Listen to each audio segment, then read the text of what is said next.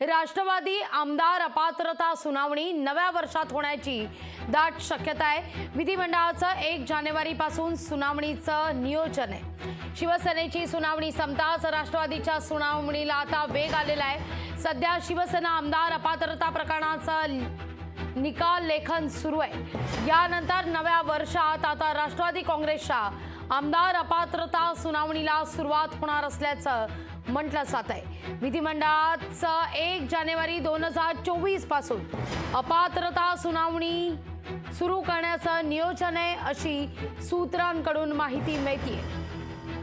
31 जानेवारी 2024 पर्यंत राष्ट्रवादी काँग्रेस आमदार अपात्रता प्रकरणी निकाल देण्याचं नियोजन आहे। शिवसेना आमदार अपात्रता सुनावणी संपताच राष्ट्रवादी काँग्रेस सुनावणीला आता वेग प्राप्त होतोय।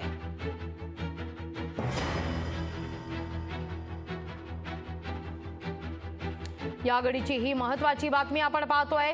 नव्या वर्षात राष्ट्रवादी काँग्रेसच्या आमदार अपात्रता सुनावणीला सुरुवात होणार असल्याचं म्हटलं जात आहे। विधिमंडळाचं 1 जानेवारी 2024 पासून अपात्रता सुनावणी सुरू करण्याचं नियोजन आहे। अधिक माहिती घेतोय आपले प्रतिनिधी चेतन ननावरे यांच्याकडून।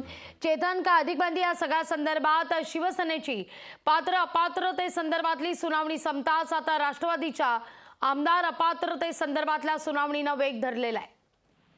निश्चितच लागवी ज्या प्रकारे आपण पाहिलं होतं गेल्या महिनाभरामध्ये सातत्याने शिवसेना आमदारांच्या अपात्रते प्रकरणी सुनावणी पूर्ण झालेली होती आणि एकंदरीत त्याचा निकाल लेखन आहे ते 21 तारखेपासून सुरू झालेलं आहे।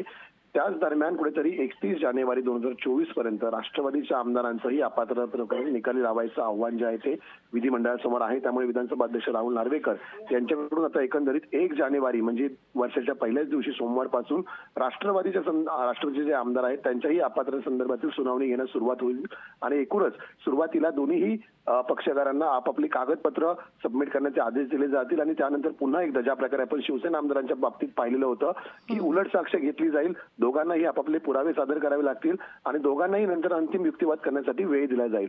मात्र 31 जानेवारीपर्यंत ही सुनावणी संपवण्याचं आव्हान आहे। त्यामुळे एकीकडे आता शिवसेना आमदारांच्या अपात्रता प्रकरणी निकालाचं लेखन करत असताना दुसरीकडे आता अध्यक्षांना या अपात्रता सुनावणी सुद्धा पार पाडायची आहे। एकंदरीत आता विधिमंडळाच्या अधिवेशनामध्ये तारेवरची कसरत अध्यक्षांना करावी लागली होती, कारण एकीकडे सकाळच्या वेळी सुनावणी घ्यायची, दुपारी परत विधिमंडळाचं कामकाज, पुन्हा सुनावणी।